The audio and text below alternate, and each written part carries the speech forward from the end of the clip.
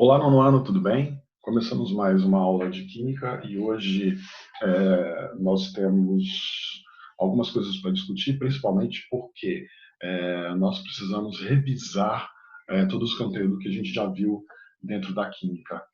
Esse ano foi um ano muito divisor para vocês, principalmente porque até então vocês estavam trabalhando apenas com ciência e essa ciência ela estava sendo geral, né? E agora você entra no método científico, que é onde especifica tipos de ciências, né? Então a gente entrou na ciência chamada química e o que representa a química dentro da sua vida, né? Dentro do capítulo 1, no grupo 1, a gente começou a estudar é, o princípio da química, como que ela se estruturou como ciência, né? E nós vimos a existência, primeiro, lá dos alquimistas. Os alquimistas foram os caras que vieram para poder responder algumas perguntas, né? Então, eles tinham milhares de perguntas, como as coisas eram formadas, como que eu poderia fazer algum tipo de transformação, como que eu poderia usar isso que eu descobri, porque eles acabavam descobrindo coisas que não sabiam, mas os elementos da tabela periódica, a maioria deles foram descobertos por alquimistas, né? Então, eles estavam lá discutindo e de repente achou um elemento químico, né? Então, a descoberta desses elementos químicos, a descoberta da ciência, aconteceu gradativamente ao longo de um período. Vocês vão pegar a apostila de vocês, que é a apostila do grupo 1, capítulo 1, e vocês vão seguir comigo, né, para a gente apontar aqui itens bastante importantes para que você revise todo esse conteúdo. Tá? Então vamos começar ali. Ó. Vamos começar a partir aqui, né, introdução ao estudo da química. Aqui a gente tem a palavrinha bastante importante, que é química do cotidiano. Então, o que representa isso? Então, isso é exatamente o que a gente falou, né? Aquilo que está presente na sua vida. E aí a gente segue aqui, ó, direto para essa imagem, onde mostra a química tão presente na sua vida, né? Onde você vai encontrar a química na saúde, na agricultura, na medicina, no desenvolvimento de materiais, na indústria farmacêutica, armamentista, cosméticos, química ambiental. Então, tudo isso aqui são itens onde você encontra química. Isso aqui são alguns dos itens, né? Ainda tem o corpo humano, por exemplo, né? Que está relacionado aqui dentro da medicina. Teu corpo é totalmente formado por compostos químicos, né? E existem reações químicas o tempo todo, tá? Então, relembrando tudo isso, né?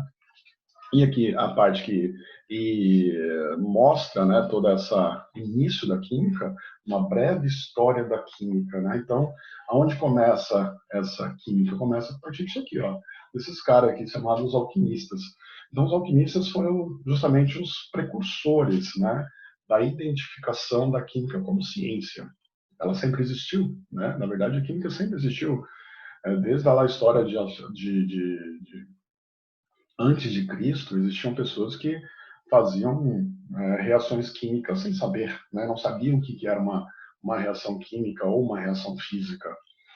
Bom, continuando aqui, ó, tem aqui uma afirmativa bastante legal. A química é a ciência que estuda a composição e a transformação da matéria. Pode-se dizer que ela organiza nossos conhecimentos sobre a natureza, né? Então, isso aqui é um preceito, né, que vai te fundamentar como estudante de química. Para que você estuda isso? Né? Reações químicas o tempo todo. Você está numa cozinha, né, e ocorrem reações químicas ali a todo momento. Continuando, estados físicos da matéria, né? Então isso aqui é bacana, isso aqui é muito bacana. Então quais são os estados físicos da matéria? Que a gente está estudando agora são os estados sólido, líquido e gasoso. Isso aqui são os principais estados físicos da matéria, tá? E aí você tem o estado sólido. Como é que você vai diferenciar esses três aqui? Se eu te perguntar assim, o que é o estado sólido? O que ele representa, né? Ele representa a aglomeração das partículas. Quando as partículas, as moléculas estão mais aglomeradas, elas estão mais próximas uma da outra, isso identifica que a substância está no estado sólido. E conforme a aglomeração ela vai se distanciando, você tem a transformação ela para o estado líquido e depois para o estado gasoso. Todas essas transformações, todas essas moléculas que estão aqui, elas estão vibrando. Então você tem uma partícula no estado sólido que ela vibra, né? Mas ela está pertinho. Então, a vibração dela acaba não sendo tão efetiva como quando uma substância está no estado líquido, e nem quando ela está no estado gasoso. Então, essas vibrações dessas moléculas acontecem e elas terão um grau de vibração conforme o seu estado. Quanto mais no estado gasoso, mais vibra, e quanto mais no estado sólido, menos vibra, né? Então você tem esse grau de vibração das moléculas. As moléculas vão vibrar, né? E elas vão se distanciar. E aí você tem, então, as transformações que a gente vai definir como as mudanças de estado físico. Está aqui, né? Então, essas mudanças de estado físico, elas são muito importantes. Pode fazer um coração do lado disso aqui. Né? Você tem que saber isso aqui, tem que saber. Você tem que saber o que acontece, né, nessas transformações aqui, né? Lembrando que uma das mais que pode, né, justamente confundir é a sublimação, porque confunde-se que qualquer coisa que vira gás sofre o processo de vaporização, que vira gás, vaporizou, né? E não, apenas substâncias líquidas que sofrem o processo de vaporização. Tá? Apenas isso aqui, ó, que tem essa transformação, que é chamada de vaporização. Agora, o estado sólido, quando ele vira gás, aí ele é chamado de sublimação. O processo inverso também é possível. E aí você pode chamar de ressublimação, tá? Não tem problema você colocar sublimação também. Algumas livros, algumas teorias, né, não diferenciam esse processo. Então, ressublimação, só para dizer que é o inverso da sublimação. Aí você tem a fusão, a solidificação e a condensação, que é a liquefação. Seguindo na apostila de vocês, propriedades da matéria, né? Então, quando a gente fala sobre propriedades da matéria, você tem que identificar o que é matéria, né? Então, propriedades da matéria é identificar justamente por que uma matéria é matéria. É meio doido isso, mas é esse conceito, né? Então, matéria é tudo aquilo que tem massa e ocupa lugar no espaço. Isso é o conceito de matéria. Então, para ser matéria, ela tem que ter isso. Ela tem que ter massa e ela tem que ocupar um lugar no espaço. Aí você pensa, ar atmosférico, né? Ar atmosférico, ele tem massa e ocupa lugar no espaço, tá? É um pedaço de madeira, tem massa e ocupa lugar no espaço. Já a luz não. A luz, ela não tem massa e não ocupa lugar no espaço. Propriedades da matéria. E nós vamos separar aqui em propriedades gerais e propriedades específicas, né? Então, propriedades gerais encontradas em todo tipo de matéria, né? As propriedades gerais, né? Então, é ter massa, tá vendo? Ó, isso aqui é ter massa. O que mais? Ó, aqui você tem extensão, você tem a inércia, você tem a impenetrabilidade, a capacidade de uma quantidade de matéria de não ocupar lugar da outra. Você tem a divisibilidade, você tem a elasticidade, a compressibilidade e a porosidade, tá? E quando a gente fala sobre propriedades específicas, aqui, ó, todas as matérias vão ter propriedades que vão sofrer variações, tá? Mas algumas delas, elas terão propriedades específicas, né, que é fundamental para identificar aquela matéria. Então, nós temos a diferença entre propriedades organolépticas, propriedades químicas e propriedades físicas. Nas organolépticas, é aquelas que você irá identificar, a matéria que você identifica, pelos sentidos do ser humano, visão, paladar, olfato e o tato. E as propriedades químicas aqui são aquelas que, quando a reação química acontece, então determinadas substâncias, elas sofrem reações químicas, por exemplo, o ferro. O ferro, ele sofre um processo de oxidação, ele oxida, ele enferruja, isso é uma propriedade química dele, tá? E as propriedades físicas, né, elas são propriedades que é encontrado em cada tipo dela. Então, ela é percebida quando a substância é submetida a determinadas condições ambientais, ou seja, aumento de temperatura, diminuição de temperatura, ela sofre transformação. A água tem uma propriedade física, que é de passar do estado sólido para o estado líquido e para o estado gasoso. Então, dependendo das condições ambientais, é que você tem as propriedades físicas. Aqui, eu tenho propriedades que são dentro da matéria, que sofrem transformações. Então, está aqui, ó, propriedades físicas, são as temperaturas de fusão e de ebulição. Então, A água, o álcool, o mercúrio, o ferro e o chumbo, eles sofrem transformações conforme for a temperatura. Então, olha só esse gráfico que está aqui, ó. Você tem a água que tem o ponto de fusão e o ponto de ebulição a 0 e 100 graus Celsius, e nesse ponto entre 0 e 100 ela está no estado líquido. Para cá ela está no estado gasoso e para lá está no estado sólido. E isso vai acontecer com álcool, com mercúrio, com ferro e com chumbo na mesma sequência. Aqui, ó, valores menores do que esse do álcool etílico, eles estarão no estado sólido.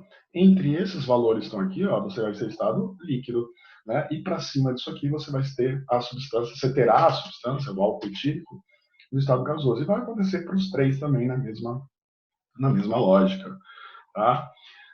Aqui, nós temos a densidade, que é uma propriedade bastante comum, que é a forma com que a relação entre a massa e o volume de uma determinada matéria, então terá densidades diferentes, olha só, isso aqui são substâncias com densidades diferentes, cada uma tem a sua densidade, a densidade do isopor ó, é bem baixa. Dureza, calor específico, deixa eu ver o que mais aqui, condutibilidade, magnetismo, coeficiente de solubilidade, tenacidade, tudo isso aqui nós vimos, tá? Eu só estou revisando alguns pontos assim bastante importantes. E aqui tem os deveres. Bom, se caso você não fez os deveres, você vai pausar agora e vai fazer os deveres, certo? E aí depois você volta para poder corrigir os deveres. Então, introdução ao estudo de química, né? Então, essa primeira parte que está aqui, ela é uma perguntinha que estava assim, tem um texto que está falando assim, ó, cerca de 1% do lixo urbano é constituído por resíduos sólidos contendo elementos tóxicos. Entre esses elementos são metais pesados, como cádmio, o chumbo, o mercúrio, componentes de pilhas e baterias, que são perigosos à saúde humana e ao meio ambiente. Quando descartados em lixos comuns, pilhas e baterias vão para aterros sanitários e lixões a céu aberto. E o vazamento de seus componentes contamina o solo, os rios, o lençol freático, atingindo a flora e a fauna. Por serem bioacumulativos, lembra disso aqui, bioacumulativos, e não biodegradáveis, esses metais chegam em forma acumulada aos seres humanos, por meio da cadeia alimentar. A legislação vigente regulamenta o destino de pilhas e baterias após o seu esgotamento energético e determina aos fabricantes e aos importadores a quantidade máxima permitida desses metais em cada tipo de pilha e bateria, porém, o problema ainda persiste. Uma medida que pode contribuir para acabar definitivamente com o problema da poluição ambiental por meio de metais pesados relatado no texto seria exigir que os fabricantes invistam em pesquisas para a substituição desses metais tóxicos por substâncias menos nocivas e ao homem e ao meio ambiente, e que não sejam bioacumulativos. Tá? Então, bioacumulativos é aquilo que vai se acumulando ao longo da cadeia alimentar. Dentro do nosso organismo, nós só podemos ingerir coisas que o nosso organismo consegue digerir. E existem esses metais pesados que eles podem entrar no nosso organismo e ficar, né? E eles não voltam, né? E eles não sofrem um processo de decomposição, justamente porque o nosso organismo, eles não estão prontos para poder fazer a decomposição desses metais que são ditos pesados.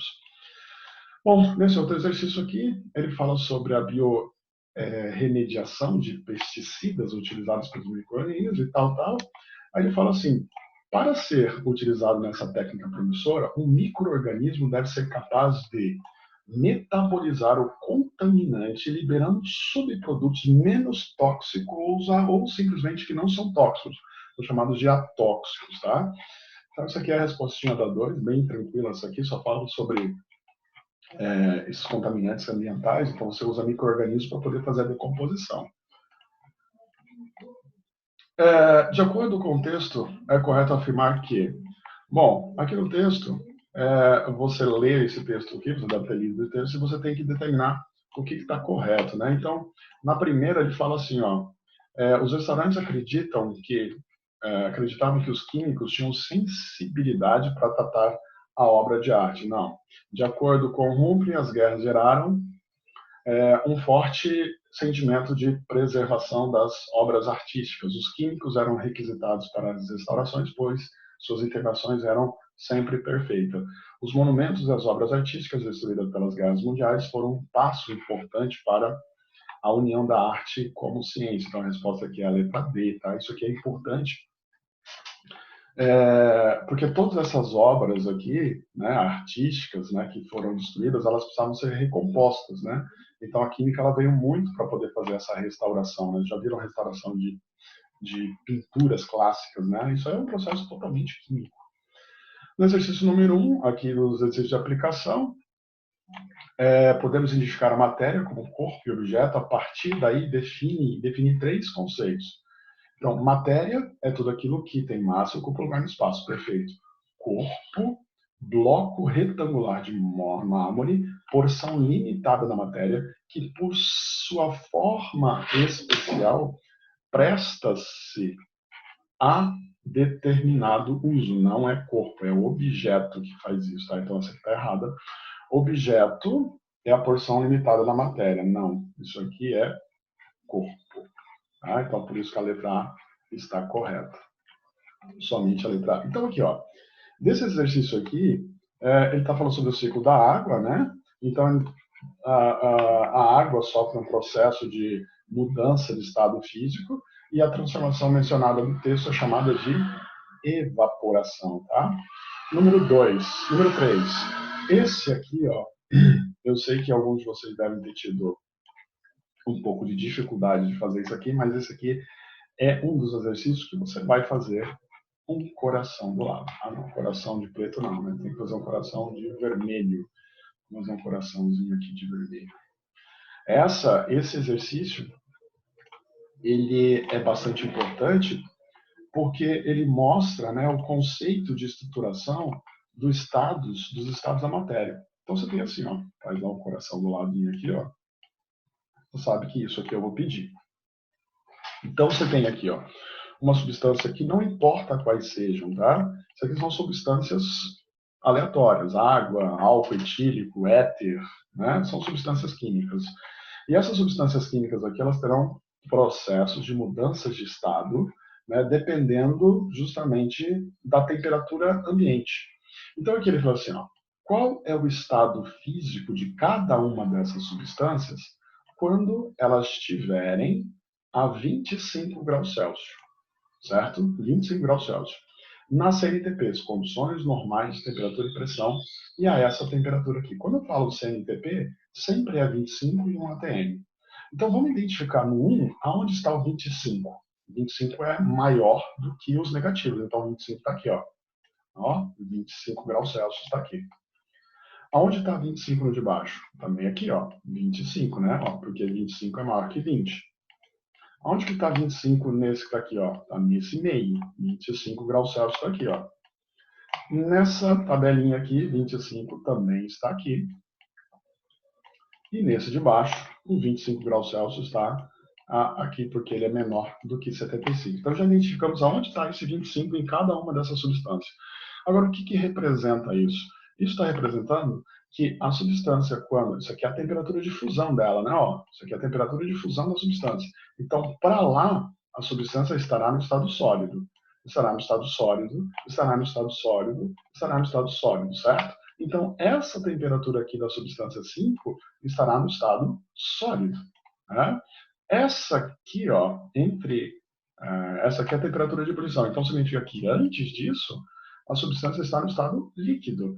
Né? Então, aqui, líquido, líquido, líquido, né? Líquido e líquido. Então, a substância 3, a essa temperatura, está no estado líquido. E aqui, para lá, a substância está no estado gasoso. Então, aqui, ó, essa substância 1 está no estado gasoso a essa temperatura, esse aqui também no estado gasoso, essa aqui também no estado gasoso, essa no estado gasoso e essa no estado gasoso. Então, a pergunta do exercício é assim, ó. Qual é o estado físico da substância 1 a 25 graus Celsius? Ah, gasoso, tá vendo? Qual é o estado físico da substância 2 a 25 graus Celsius? Estado gasoso também. Qual é o estado físico da substância 3 a 25 graus Celsius, líquido, né? Porque ela está entre a temperatura de fusão e a temperatura de ebulição. E qual é o estado físico da substância 4 a 25 graus Celsius? Também, ó, estado gasoso. Tá? Então, a substância 1, 2 e 4, elas estão no estado gasoso. A substância 3 está no estado líquido e, por fim, a substância 5 está no estado sólido. Tá? Então, isso aqui ó, é bem legal vocês identificarem essa tabelinha. Tá? Essa tabelinha é importante para vocês estudarem. Ela resume bastante esses estados físicos da matéria, então pode fazer um coração aqui. Tá? E aí ele continua na letra B, em dia de inverno, como é a temperatura de 10 graus Celsius. Um dia de inverno a 10 graus Celsius, como que é essa temperatura, né? Então, a 10 graus Celsius, qual é o estado físico de cada uma das substâncias? Então, um dia de inverno, agora mudou. A 10 graus Celsius, qual é a temperatura de cada um deles? Aí você vai fazer a mesma coisa, você vai descobrir onde está o 10 graus. Então, 10 graus está aqui, 10 graus está aqui, 10 graus está aqui, 10 graus está aqui e 10 graus está aqui. Tá? Depois você vai fazer com 37. 37 está aqui, 37 está aqui, 37 está aqui, 37 está aqui e 37 está aqui. Né? E você vai responder aqui, alternativa A, B e C. Então ficou assim, ó. E essa sequência e essa sequência. Número 4, ficou a explicação para o fenômeno descrito. Aqui ele está falando sobre um fenômeno que está acontecendo, que ocorre no cotidiano, são as mudanças ocorridas nos estados físicos da matéria. Então, qual dessas aqui, né, elas têm proximidades à superfície do recipiente? Então, a evaporação do líquido retira energia do sistema. Bom, quando a gente fala sobre retirada de energia, vamos lembrar que para uma substância passar do estado sólido para o estado líquido, para passar para o estado gasoso, ela recebe calor, recebe energia. E o processo inverso, retira-se calor, retira-se energia. Então, quando eu estou evaporando um líquido, retira energia do sistema para poder ir para o componente. Então, a água, no seu estado líquido, para ela poder virar vapor, ela tem que receber calor. É o que está acontecendo aqui, ó. A evaporação do líquido, ela retira energia do sistema. Então, o calor vai para a água, então ela retirou o calor do sistema. E aí, esse calor faz com que ela mude de estado físico. Então, sensação de gelado, que sentimos ao passar um algodão embebecido de acetona na mão, deve-se ao fato da insolubilidade da acetona em água. Né? A água é um processo, aqui ele está falando sobre fenômenos exotérmicos e endotérmicos. Exotérmico é um fenômeno que ocorre liberação de calor, e endotérmico é um fenômeno que ocorre absorção de calor. Então, a sensação de gelado acontece porque a água, a acetona, no caso ele está falando sobre a acetona, ela retira calor, né, da tua pele, né, e ela recebe esse calor.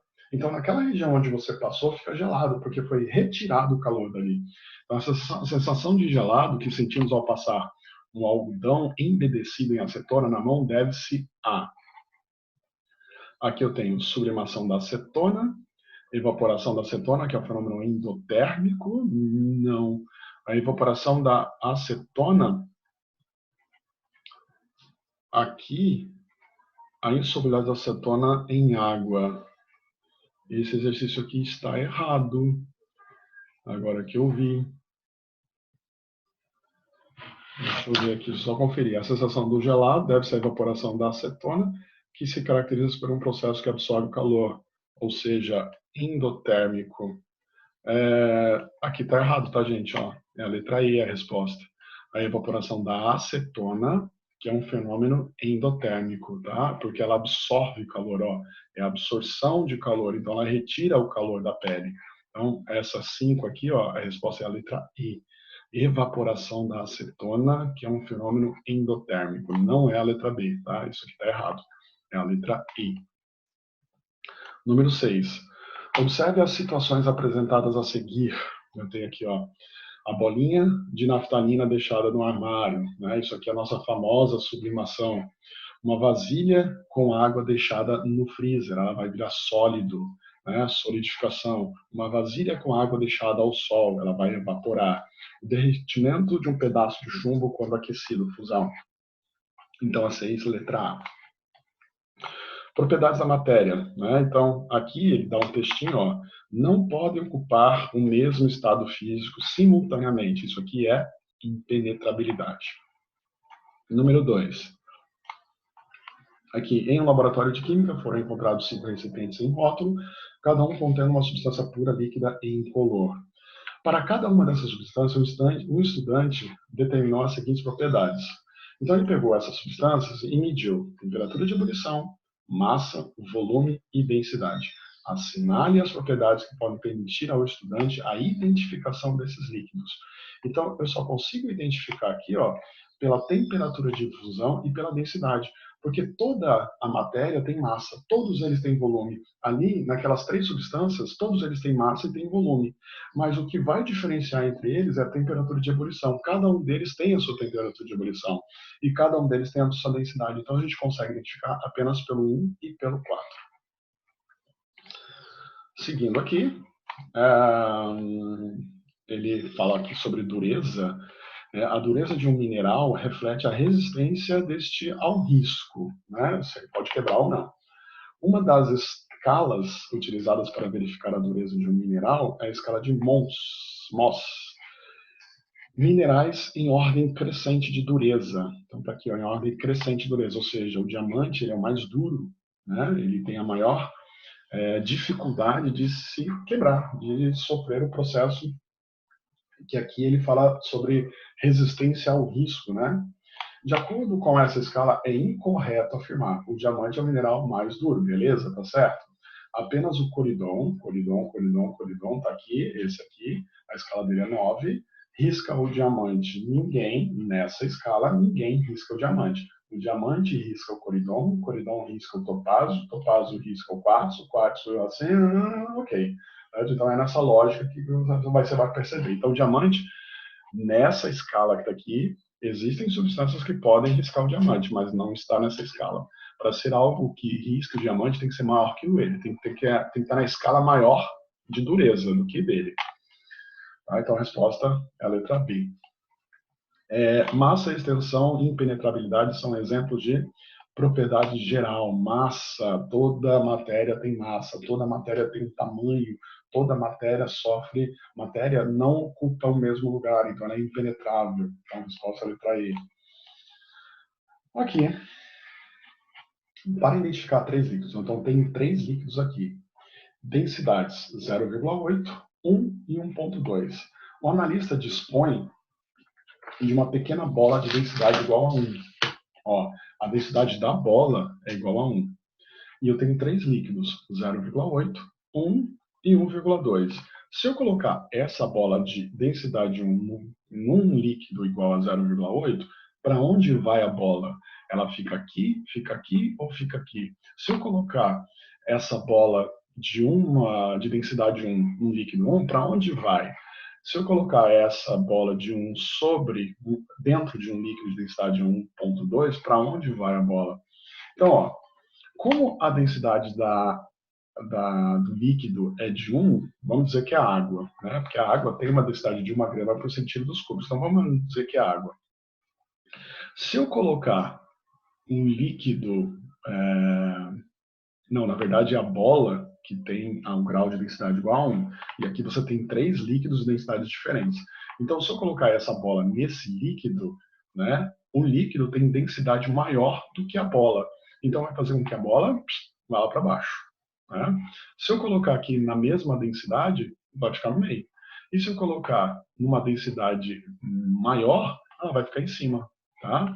Então, os líquidos contidos na provetas 1, 2, 3 apresentam as densidades 0,8, foi o que a gente viu ali, 1 e 1,2. Então, a resposta, letra A.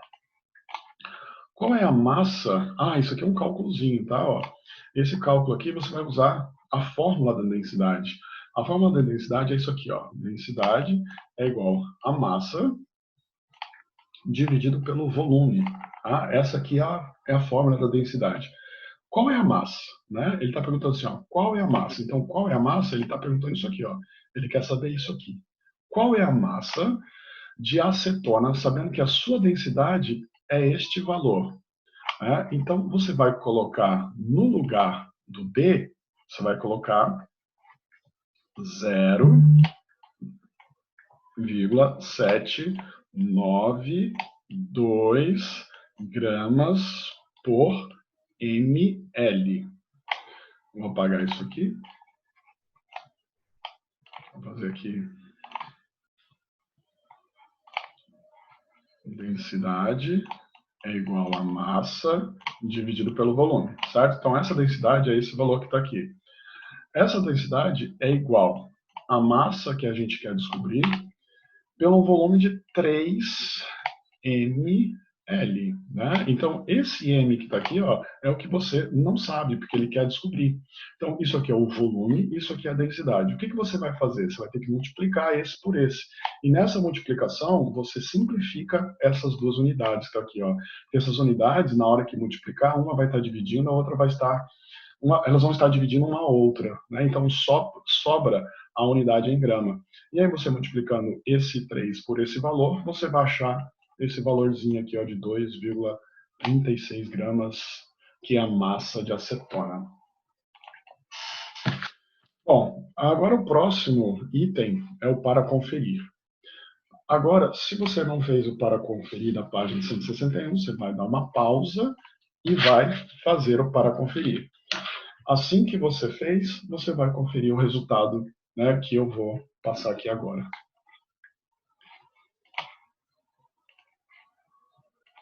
Vamos lá, para conferir.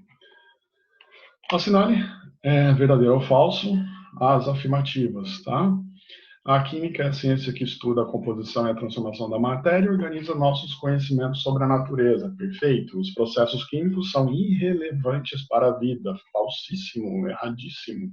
Não é possível perceber a química sendo utilizada em nosso cotidiano. Está errado? Claro que é. A química é utilizada em diversas áreas. Perfeito. Número 2, para você associar isso aqui, ó, né? Então você tem essa associação sólido, né? Qual dessas está no estado sólido? Qual dessas está no estado líquido? Qual dessas? Bem fácil isso aqui, né? Então sólido, geleiras, líquido, água mineral, gasoso, vapor. Preencha corretamente as lacunas do texto seguinte. A solidificação é a passagem do estado líquido para o estado sólido. A passagem do estado sólido para o estado líquido é chamado de fusão. A mudança do estado gasoso para o estado líquido é a condensação. E a mudança do estado líquido para o estado gasoso é a vaporização.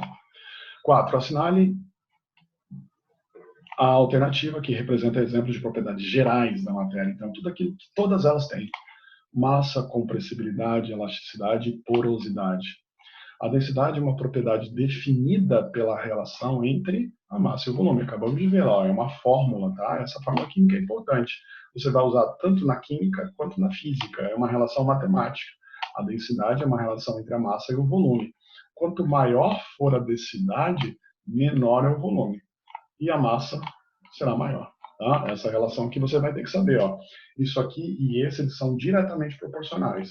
E esses dois aqui eles são inversamente proporcionais. Isso significa que se você diminuir a densidade, se você tiver uma densidade baixa, a massa será baixa e o volume será alto, tá? Então aqui eles são diretamente proporcionais, esses aqui são inversamente proporcional. O que é inversamente proporcional? Quando um aumenta, o outro diminui. Quando um diminui, o outro aumenta. Isso é inversamente proporcional. E diretamente proporcional é quando os dois aumentam, os dois diminuem, tá? Então isso aí. Então isso aí foi o capítulo 1, o grupo 1. Fizemos essa revisão, espero que todos tenham entendido. Aqui tem um mapinha conceitual que mostra toda a nossa perspectiva do capítulo, né? Estudo da matéria, os estados físicos delas e as propriedades da matéria. Então, isso aqui é muito legal. Então, o mapa conceitual que vocês fizeram tem que se basear em cima disso aqui. Isso aqui é o ponto inicial para você montar o seu mapa conceitual, onde você vai exemplificando o que significa cada um desses itens. Perfeito? Bom, agora a gente começa o grupo 2, capítulo 2, E é legal que você faça uma pausa, né, nesse vídeo, né, é um vídeo bastante longo, então a gente está revisando esses dois capítulos, então faça uma pausa e depois volte para o capítulo 2. Substâncias puras e misturas. Né? Então a gente vai diferenciar o que é uma substância pura de uma mistura. Isso aqui foi uma aula bem legal que eu lembro que a gente fez, que a gente identificou as moléculas, os átomos, tá? Vamos lá, definição. Fenômenos físicos e fenômenos químicos. Qual a diferença entre os dois? Fenômenos físicos é quando uma determinada substância muda de estado físico e ela pode retornar ao seu estado inicial. Então, a água no estado sólido virando líquido e líquido virando gasoso. E o processo inverso acontece. Fenômeno químico é quando isso não acontece. É quando uma substância vai, se transforma e você não tem como voltar, não tem como ela voltar a ser o que era antes. Então, o ferro oxidando, o ferro enferrujando, ele enferrujou, o processo não volta mais a ser o que era antes. Ainda, papel pegando fogo, fenômeno químico. Agora, papel rasgando, fenômeno físico, tá? Porque continua sendo papel. Como é que você vai observar se houve transformação da matéria, se a matéria foi transformada, né? Então, aqui, ó, observação visual da transformação pode identificar se houve mudança nas propriedades químicas e, por consequência, a formação de uma nova substância. Veja os exemplos a seguir para que seja mais fácil constatar se ocorreu uma mudança. Então, ó, liberação de gases, ocorreu uma mudança.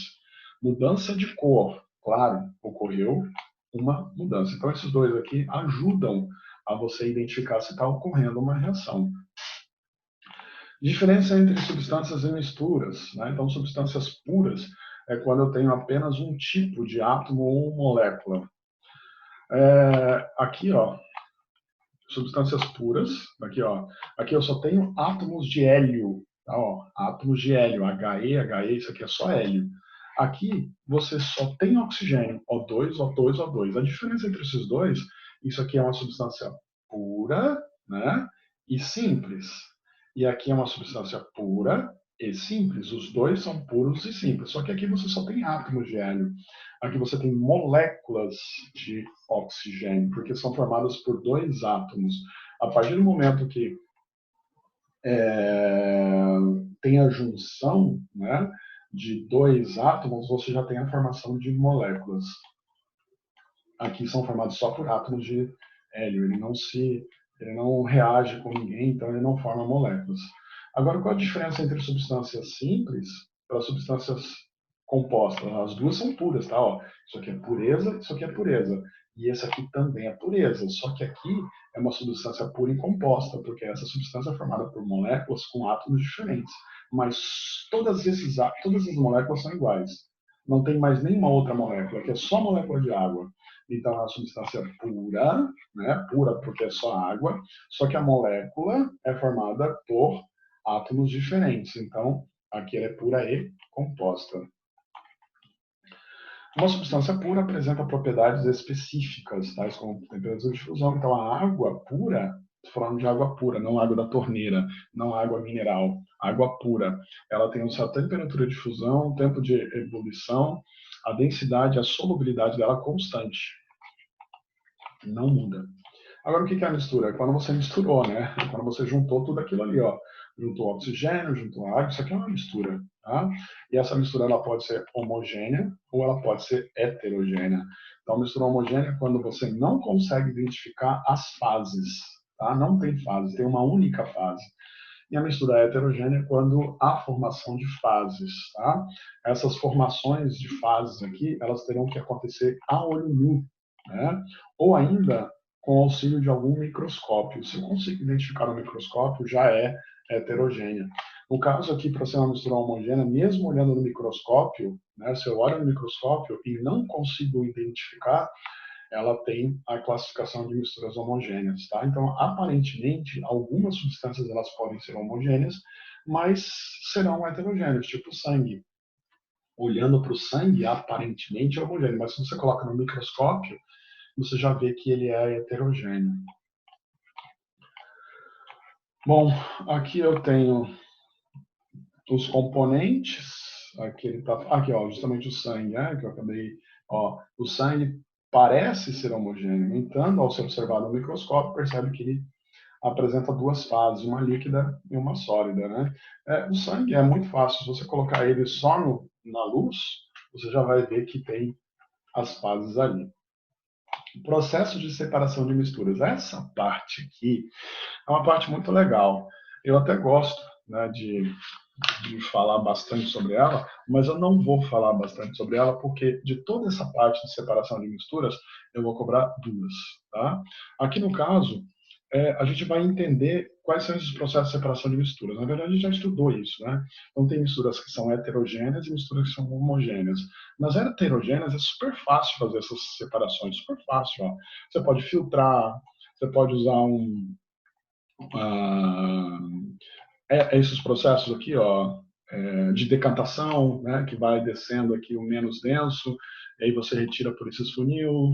Né? Tem vários processos aqui que são bem fáceis, ó, separação magnética, centrifugação, catação. Todos esses aqui são de misturas heterogêneas, esses são bem fáceis de identificar. Agora, o que não é fácil é quando a mistura é homogênea, que é isso que está aqui, e nesse que está aqui você vai fazer um coração bem lindo, né? Que isso aqui é o processo de separação de mistura homogênea, ou seja, essas duas substâncias aqui elas estão formando uma única fase, não tem separação de fase, e esse é o processo de destilação chamado destilação simples. Destilação simples é quando eu tenho um líquido homogêneo, uma mistura homogênea, e a gente vai separar esses dois líquidos. A gente coloca aqui nesse aparelho de destilador, e aumenta a temperatura. Aumentou a temperatura, um gás dos dois líquidos, quer dizer, um dos dois líquidos vira gás, e ele sobe aqui, sobe, e ele entra, né, aqui no meu condensador, que condensa o líquido que estava na fase gasosa, de novo, a virar líquido. Tá? Então, aqui o líquido virou gás, condensou, virou líquido de novo. Só que um dos dois faz isso primeiro e o outro fica aqui. Então, você separa pelo processo de destilação simples. E o outro que você vai colocar coração do lado, também é esse aqui, que é a destilação fracionada do petróleo, tá? Que a destilação fracionada é bem parecida com essa. Essa aqui é a destilação tem um aparelho destilador, né? Só que aquele é fracionado, né? Aquele outro é o simples. O simples não tem essas galerias aqui, onde os gases vão se depositando aqui, vão se passando aqui, tá? A destilação do petróleo é quando acontece esse aumento da temperatura do líquido e como, na verdade, é porque são várias misturas ali, são várias substâncias ali dentro. Então, elas vão evaporando. Na simples vão ter duas ou três no máximo. Na fracionada vão ter lá 200 substâncias para você separar. E aí elas vão se separando e vão se depositando aqui nessas câmaras, tá? E aí você consegue separar. Então, a destilação do petróleo, isso aqui também permanece o coração, tá? Tudo isso aqui, essas duas páginas aqui, ó, que são as páginas 160 e 161. Pode fazer coração toda ela, tá? Isso aqui eu vou cobrar e vocês precisam saber, tá? Isso aqui, dos dois capítulos, é a parte mais importante. Depois vocês podem entrar ali, ó, no Explore Mais, para poder estudar um pouquinho mais. E vamos lá corrigir os deveres. Mesma lógica, tá? Se você não fez esses deveres, por favor, faça e depois volte para corrigir. Dá um stop aí e volte para corrigir em breve. Então vamos lá. Substâncias puras e misturas. Né? Então aqui ele pede para você identificar e mostrar a diferença entre fenômenos físicos e fenômenos químicos. Então, uma folha de papel é arrancada do caderno e amassada. Fenômeno físico, uma transformação física. Arroz cru é cozido para ser servido no almoço. Quando você faz o arroz, não tem como voltar a ser o estado inicial de arroz sequinho. É uma transformação química. Um papel pegando fogo, transformação química. Uma lata de alumínio é amassada, transformação física. Aqui ele dá um textinho sobre um acidente comum pode acontecer na cozinha. Discuta com os colegas. E o professor responda a seguinte questão. Uma panela com óleo quente para uma fritura é esquecida sobre a chama de um fogão.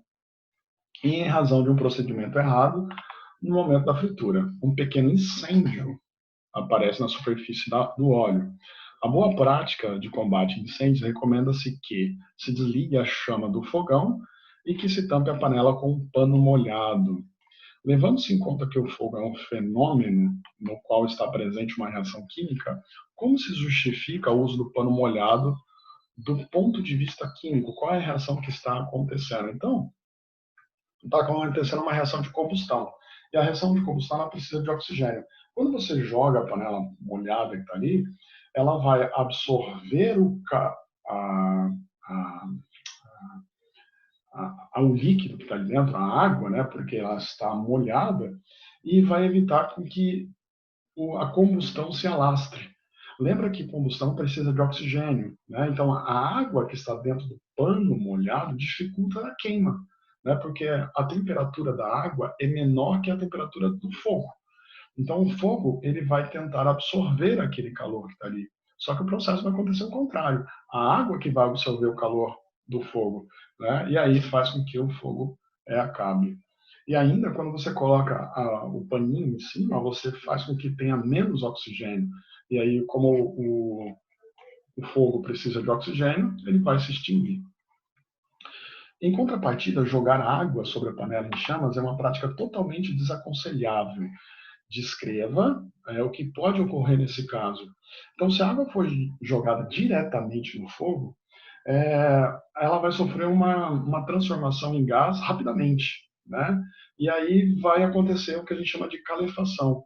Consequentemente, a água no estado gasoso sofrerá uma expansão, ela vai aumentar de volume e vai lançar o óleo sobre a pessoa, né? Quem estiver perto. Então, por isso que não pode jogar água. Então, pode acontecer um respingo.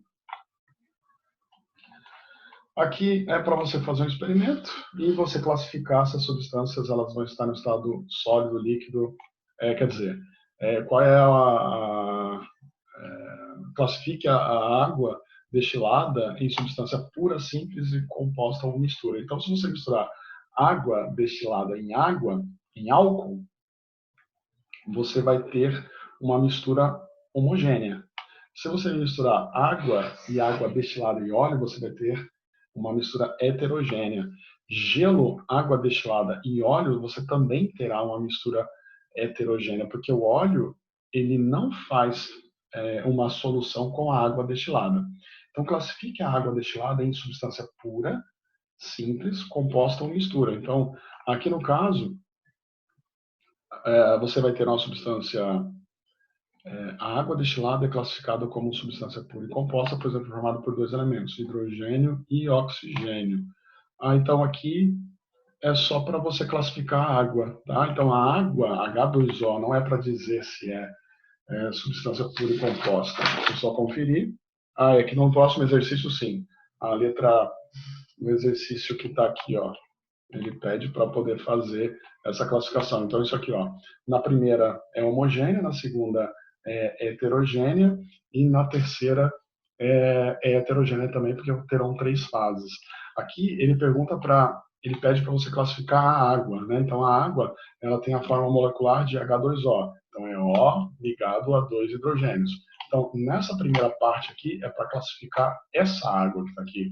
Então a água ela é uma substância pura, certo?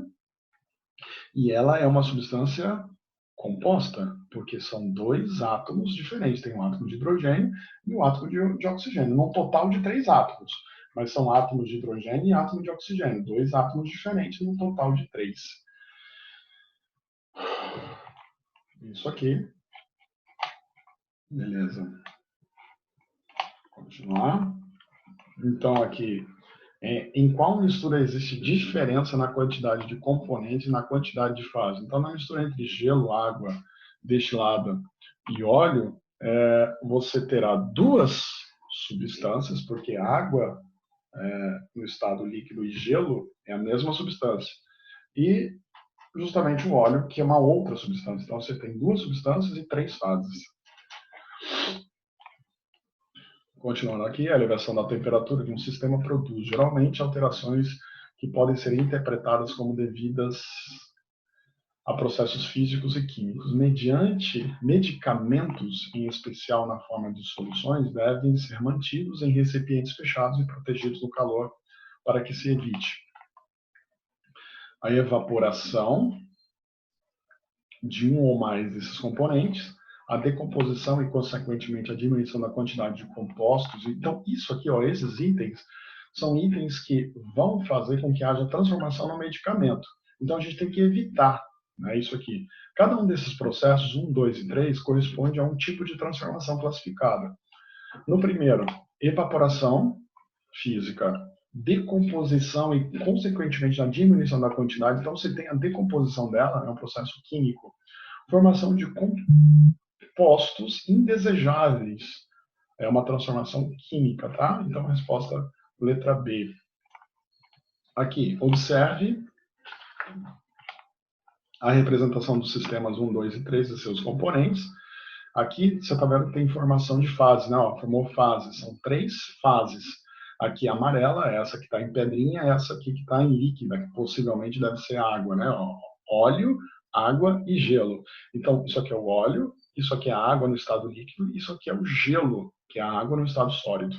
Então, você tem 2 componentes e 3 fases, tá? 3 fases aqui, mas são 2 componentes, é a água no estado líquido e a água no estado de gelo. Aqui você tem água gaseificada em gelo, então é um componente e 2 estados, né? Então significa que são 2 fases. Aqui você tem água salgada, gelo, óleo e granito. Então, ó, nesse caso aqui, você tem que perceber que o granito ele tem 3 fases. Tá? O granito ele é uma mistura, né, de 3 componentes: mica, quartzo e feldspato.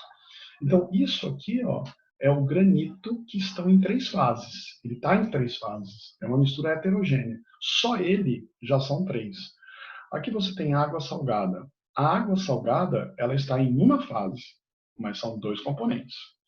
Aqui você tem o gelo, que é uma substância que está em uma fase. E aqui você tem o óleo, né? Então, vamos contar no total aqui o número de fases. Eu tenho 3 fases do quartzo, mais 3 fases aqui, ó. 1, 2, 3, um total de 6. Então, esse aqui tem 6 fases. Então, a resposta, a letra E. Processo de separação de misturas. Aqui é um experimento, né? Não precisa fazer esse experimento que está aqui. Tá? Não precisa fazer, que é para você misturar água, enxofre e pó. Você nem tem enxofre em casa para poder fazer isso, então não precisa fazer. Na número 2, decantação e filtração é o processo que identifica essa mudança e esse processo de separação de misturas. Na número 3, no geral, as áreas urbanas recebem água proveniente de uma estação de tratamento de água.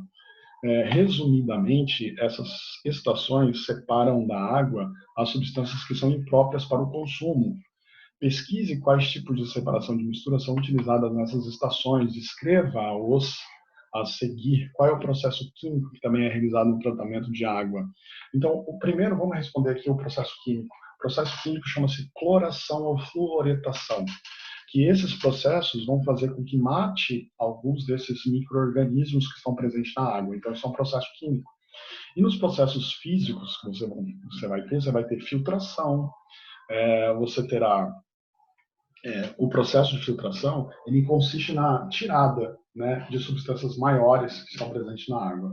Então, você tem a decantação também, que é a caída de determinadas substâncias por densidade, né, por massa. Elas vão caindo, decantação, vai decantando, tá? Que ela vai se depositando bem no fundo do tanque. Então, tem decantação, filtração e tem a cloração e a fluoretação. Considere as amostras, né, e a gente vai fazer aqui o processo de separação delas. Considere as amostras: petróleo, água potável, ar liquefeito e latão. A destilação fracionada é o processo apropriado para separar os componentes de petróleo, tá? Destilação fracionada, petróleo, e o outro, o ar liquefeito, porque o ar atmosférico ele tem gases, né, lá dentro, né? Então, eu posso separar esses gases, né? Então, um ar que está liquefeito significa que tem gases no estado líquido, né? Então, eu posso separar esses líquidos que estão ali. Então, 1 e 3 apenas. O latão não dá para separar por fracionada, nem muito menos a água potável. Bom, se você não fez para conferir, faça agora, dá um pause e aí depois volte para corrigir o para conferir. Página 165, para conferir. Exercício número 1. Qual é a alternativa que apresenta um fenômeno físico? Desaparecimento das bolinhas de naftalina. Qual é a alternativa em que só aparecem misturas? Ar atmosférico, granito, vinagre e água sanitária. Tá? Número 3. Assinale a alternativa como verdadeira ou falsa. Geralmente, os materiais encontrados na natureza são compostos por misturas. Geralmente, sim. A filtração simples é uma técnica de separação de misturas heterogêneas entre líquido e um sólido. Também pode ser feito entre um líquido e um sólido, então está correto. Então, a filtração simples é usar um filtro comum. Filtro não é peneira, tá? Filtro é aquele filtro de café. Filtro. O método de separação por decantação baseia-se na diferença de densidade. Sim, aonde um vai sofrer o processo de decantação, que é se depositar no fundo. A filtração a vácuo torna o processo de filtração mais lento, não ao contrário, mais rápido. A catação utiliza a força da atração de uns componentes pelo ímã. Não, ímã é imantação. Aqui no caso da catação é você realmente catar, separar com o dedo. A decantação pode ser realizada em uma mistura líquido-líquido e sólido e líquido, sim, porque existem líquidos que podem sofrer a separação por causa das suas densidades.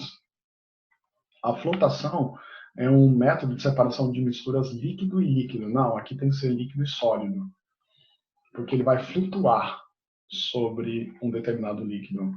Uma mistura de água e óleo é mais bem separada, utilizando-se qual o processo de separação de misturas? Então, água e óleo, pela decantação, levigação não, catação não tem como catar, filtração também não, porque são dois líquidos, e a destilação fracionada, pode ser que você consiga pela destilação fracionada, mas o melhor mesmo é pela decantação. Assinale verdadeiro ou falso nas afirmativas. A destilação simples é utilizada para separar um líquido de um sólidos miscíveis. O petróleo, verdadeiro, o petróleo pode ser separado por destilação simples, não, composta, né? Destilação fracionada, então simples não. Quando os pontos de ebulição dos líquidos miscíveis são muito próximos, utiliza-se a destilação fracionada, verdadeiro. A liquefação fracionada é utilizada para o processo de separação de uma mistura gasosa, verdadeiro. Então, pessoal, corrigimos esses dois capítulos, tá? E aqui, esse capítulo número 2, que é o grupo 2, tem aqui o nosso mapa mental, onde você vai estruturar tudo que a gente viu no capítulo. Então, faça esse mapa conceitual a partir desse conceito aqui, tá? Isso aqui vai te ajudar bastante, principalmente para você definir cada um desses pontos. Beleza? Então, corrigimos aí o capítulo 1 e 2. Foquem nesses dois capítulos, a gente tem a avaliação logo. E é isso que vocês vão estudar, certo? Então é isso aí. Um abraço a todos. Qualquer coisa, é só me procurar.